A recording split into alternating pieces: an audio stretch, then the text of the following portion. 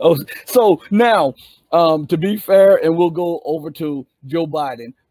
What is your take on him, and how do you think, I mean, why do you think people think that he's going to be able to change the military industrial complex and to change U.S. policy? Because that seems far-fetched to me. Yeah, Biden's not, it's bad enough that people voted for Obama and thought he was going to change anything, right? Remember how Obama was hope and change? Yeah. My wife actually fell for that. She'll probably kill me if she sees this. I've exposed her. I voted for Cynthia McKinney in 2008. Now that would have been change. But anyway, Biden, oh my goodness. I mean, of all of the Democratic candidates, Biden was the most totally owned by Israel. Well, Biden and Harris were the two that were most owned by Israel, owned by the military-industrial complex, owned by all the forces of the worst elements of the oligarchy. And so I don't think it's a coincidence that those two got the nomination, and it looks like they've got the presidency now, unless Trump and Bibi Netanyahu start World War III or something, which is always possible. But yeah, no, there's no change coming with Biden. The only change, I actually look forward to one possible change that would personally benefit me in a certain respect, and that is that Trump being under the control of Netanyahu was very, very harsh on Iran. He waged really all-out war on Iran, two major acts of war, the murders of Iran's leading general and political figure, and then the murder of Iran's leading scientist. These are really acts of war, although, of course, it was the Israelis that did the recent one. And so, I've been banned from traveling to Iran. I've been traveling to Iran at least once a year since 2013, but for the past year and a half, I haven't been able to, because the FBI called and also visited people that I know and told us that if we go to this conference in Lebanon, sponsored by an Iranian NGO called New Horizon, we will be arrested when we return to the United States.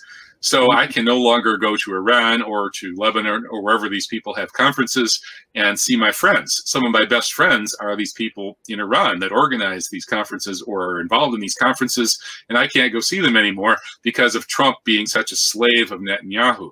And under Biden, that could change. It's not a sure thing, because in the Obama administration, Obama actually was not such a bad guy in certain respects. I mean, sure, he's a sellout and, an Oreo and all of that in a lot of ways, but his instincts were not really that bad. I mean, he was actually fairly bright and also, not a complete knucklehead. And so he saw how Netanyahu and the Israelis were playing America, and he didn't like it. And he ended up in a feud with Netanyahu. And that's why Obama pushed through the JCPOA agreement with Iran and was moving towards more somewhat cordial relations with Iran. Of course, the Obama administration and the American government was still trying to wipe out Iran and destroy the Islamic Revolution, but they were going to do it in a kinder and gentler way and not be quite as extreme about it. And so I was able to travel to Iran and go to conferences then.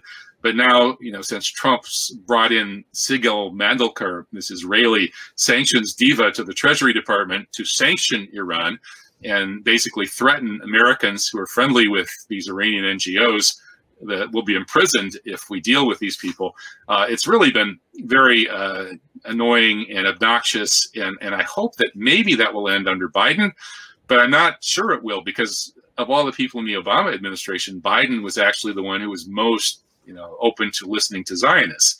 So we'll see how that goes. That's the only positive thing I can even find in Biden becoming president. Other than that, it's all just more of the same, marching towards war, handing the technology companies and the oligarchs everything they want so they can enslave us and basically inject us with a mark of the beast.